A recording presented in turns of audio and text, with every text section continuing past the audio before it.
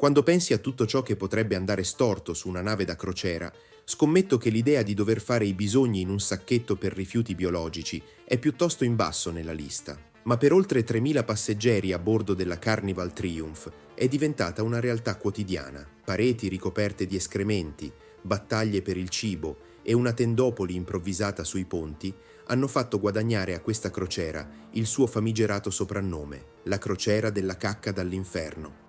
La Triumph, pubblicizzata come l'orgoglio del Carnival Group, misurava 272 metri di lunghezza, l'equivalente di 3 campi da calcio. Aveva 13 ponti, 4 piscine, 7 vasche idromassaggio e un enorme casinò. A bordo della nave le aspettative erano alte. Purtroppo, questo viaggio sfortunato avrebbe lasciato ricordi per motivi molto diversi.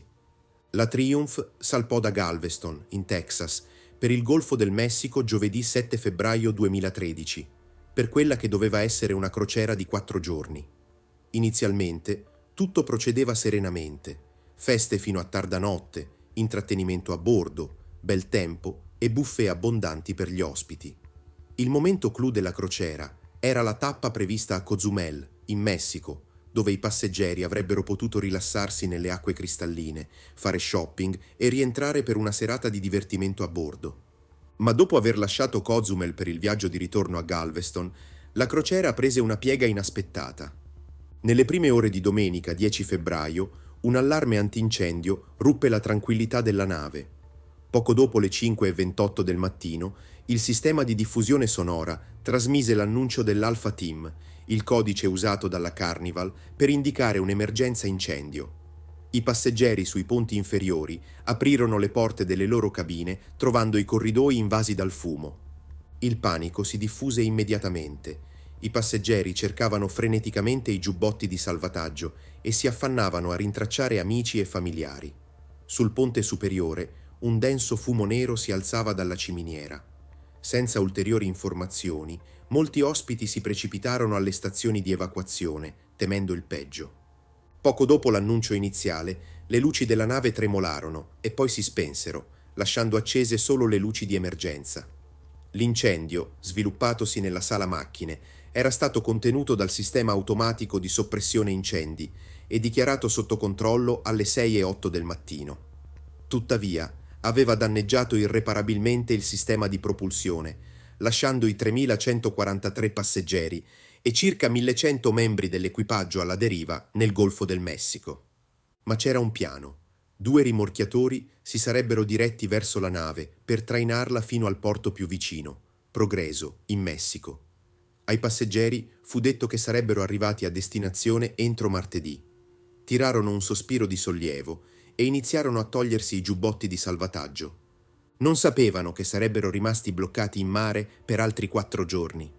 A metà mattinata di domenica divenne chiaro che il problema non era solo il sistema di propulsione, anche l'aria condizionata, l'acqua corrente, gli ascensori e soprattutto il sistema fognario erano fuori uso. Fu allora che il direttore della crociera trasmise un messaggio che lasciò tutti sconvolti. I bagni erano già intasati per la mancanza di scarico nelle cabine e nei servizi pubblici. Ai passeggeri furono distribuiti i famigerati sacchetti rossi per i rifiuti biologici, ma la situazione divenne rapidamente insostenibile. Inoltre, a causa del guasto agli stabilizzatori, la nave cominciò a rollare violentemente. I passeggeri riferirono di dover camminare aggrappandosi alle pareti per non perdere l'equilibrio. Ma il peggio doveva ancora arrivare. I bagni traboccavano, i liquami si riversavano nei corridoi e filtravano attraverso le pareti, impregnando i pavimenti ogni volta che la nave si inclinava. Ben presto iniziarono a circolare immagini scioccanti, tappeti inzuppati di liquami, bidoni della spazzatura pieni di sacchi rossi e, in alcuni casi, servizi igienici che esplodevano letteralmente sotto la pressione dei rifiuti accumulati. A seconda di dove si trovavano gli scarichi dei bagni, l'acqua e i liquami risalivano, accumulandosi fino a traboccare nelle cabine. Con il caldo soffocante e il fetore nauseabondo che impregnava i ponti, molti passeggeri trascinarono i loro materassi all'aperto, cercando di sfuggire all'odore insopportabile. I media reagirono rapidamente, inviando elicotteri per riprendere la nave alla deriva.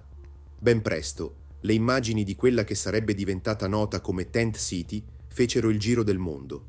I passeggeri avevano trasformato il ponte in un accampamento di fortuna, usando lenzuola, asciugamani e corde per costruire ripari improvvisati. Nel tentativo di placare la crescente frustrazione, Carnival decise di aprire un open bar, offrendo birra e vino gratis. Il servizio bar era previsto dal pomeriggio fino a mezzanotte, ma si rivelò una pessima idea. Con l'alcol che scorreva a fiumi, diversi passeggeri persero il controllo. Alcuni lanciavano oggetti in mare, altri vandalizzavano i bagni già fuori uso. Martedì mattina, finalmente, i rimorchiatori arrivarono, ma nel frattempo la nave aveva già deviato di oltre 145 km a nord.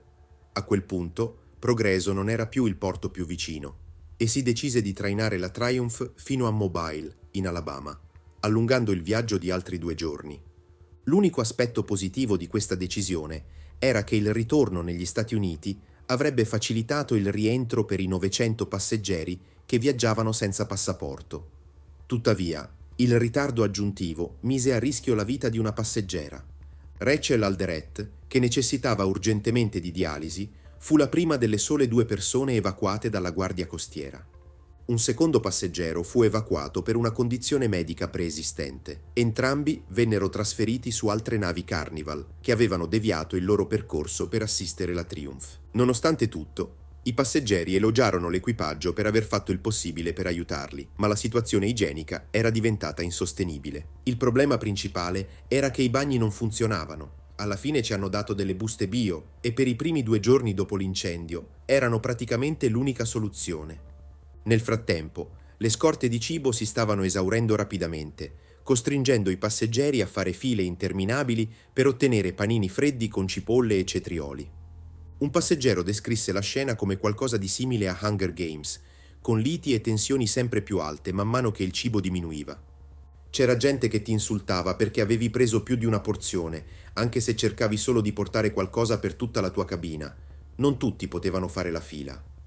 Nel tentativo di alleviare la situazione, altre 3 navi Carnival, Elation, Conquest e Legend, effettuarono manovre complesse per rifornire la Triumph, lanciando provviste ai passeggeri stremati. Ma le operazioni furono ostacolate da 20 fino a 65 km orari e onde alte quasi 2 metri. I rimorchiatori, chiaramente inadatti a trainare una nave da 102.000 tonnellate, riuscivano a malapena a mantenere un'andatura di circa 9 km orari. E come se non bastasse, il cavo di traino si spezzò più volte, rallentando ulteriormente il viaggio verso la salvezza. Le principali reti di informazione seguirono il travagliato viaggio della Triumph verso Mobile, con una copertura 24 ore su 24. Mercoledì 13 febbraio, la Tent City fu smantellata per far spazio a un elicottero in arrivo con rifornimenti e attrezzature essenziali. Giovedì, l'umore a bordo sembrava alleggerirsi leggermente dopo l'arrivo di cibo e di un generatore che prometteva finalmente il lusso di pasti caldi. A quel punto, i servizi igienici erano stati ripristinati in alcune parti della nave e i passeggeri potevano finalmente ricaricare i loro cellulari. Per molti di loro, restare in contatto con i propri cari era stata una battaglia. A Mobile, familiari e amici preoccupati si radunarono al porto, in attesa dei primi scorci della Triumph e dei loro cari. La Triumph era la nave da crociera più grande mai attraccata a Mobile e l'ultima tappa del viaggio richiese più di 6 estenuanti ore di manovre notturne. 4 rimorchiatori la guidarono lungo un canale di 50 km attraverso la baia poco profonda. I passeggeri iniziarono finalmente a sbarcare verso le 22 di giovedì. Ad attenderli al porto c'era il CEO di Carnival, Gary Cahill, che ringraziò l'equipaggio per i loro sforzi e si scusò pubblicamente. Ma i problemi per i passeggeri non erano finiti. Nella clausola in piccolo del contratto di viaggio, Carnival aveva incluso una protezione legale. Se l'esecuzione del viaggio è ostacolata o impedita da un guasto della nave, Carnival può annullare il viaggio senza alcun obbligo di rimborso. Nonostante ciò, la compagnia offrì a ciascun passeggero $500, un volo di ritorno gratuito, il rimborso completo del viaggio e della maggior parte delle spese a bordo, oltre a un credito per un'altra crociera. Ma questo non impedì ai passeggeri di presentare denunce poche ore dopo l'arrivo a terra. Tuttavia, Le loro possibilità di ottenere un risarcimento erano scarse, a meno che non avessero subito lesioni personali. Alla fine, Carnival risarcì $118.500 a 27 passeggeri per spese mediche e ospedaliere correlate alla disastrosa crociera. Ma i guai della nave non erano finiti. Durante le riparazioni a Mobile, la Triumph si sganciò dagli ormeggi, andando alla deriva sul fiume Mobile e schiantandosi contro una draga. Un rimorchiatore, intervenuto per bloccarla, rimase incastrato tra le due imbarcazioni. Tragicamente, una persona perse la vita e un'altra rimase ferita. Per quanto riguarda la causa dell'incendio, Carnival dichiarò che fu provocato da una perdita di carburante nella sala macchine, ma molti ritenevano che la vera causa fosse la negligenza.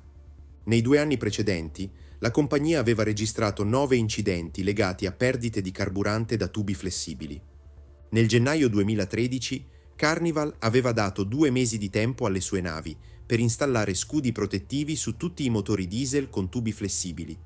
Ma sulla Triumph quel lavoro non fu completato. Il tubo del carburante che causò l'incendio si trovava sotto le piastre del ponte e si pensava che questo bastasse a proteggerlo. Ovviamente non fu così. L'incendio nella sala macchine fu una conseguenza diretta della mancata protezione di quella conduttura. Oltre alle riparazioni, Carnival investì $115 milioni per ammodernare la nave e prevenire nuovi incidenti.